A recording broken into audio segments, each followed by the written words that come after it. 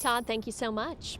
Well, here in Blount County, they have a great public library. It's not far from where we are right now in downtown Maryville. They host classes, opportunities to do crafts, and even concerts. They're also decked out for the holidays, and they have a very special tree there. It is decorated with letters to Santa from the past. It honors the present, past, and future.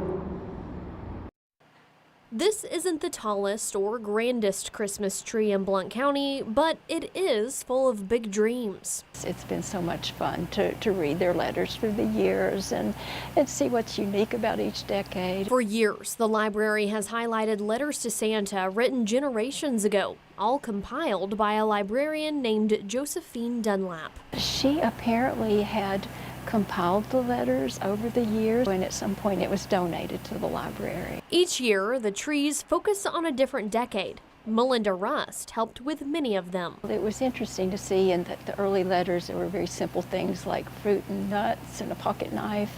Now the kids in the 1950s are getting a little more sophisticated. They want a typewriter, they might want a rocket set, an electric train, Tiny Tears doll that actually cries. Thanks to the Friends of the Blount County Public Library, an aluminum tree and color wheel highlight the letters from the 50s. Because in the 1950s, people were getting away from the more natural trees and were excited about aluminum trees, and they also used the little color floodlights to shine on the tree, to cast color on it. But in a flashy decade that gave us rock and roll in television, the kids were still traditional and thoughtful in their letters.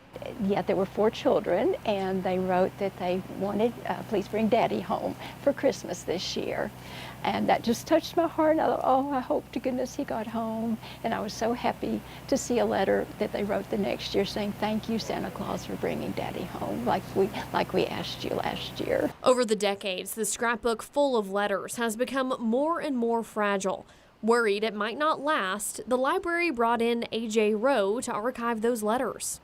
I think the earliest one I've got to is 1910, and they're still asking Santa to remember their friends and their family. And while they look to highlight the letters using technology, the sentiment each letter to Santa shares is simply timeless. Kind of renews your faith in humanity.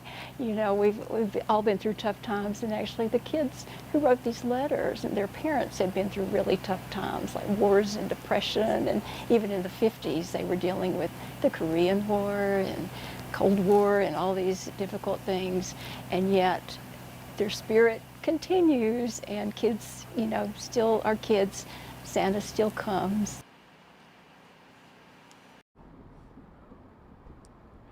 Live in downtown Maryville, we will be right back after this. Stick with us.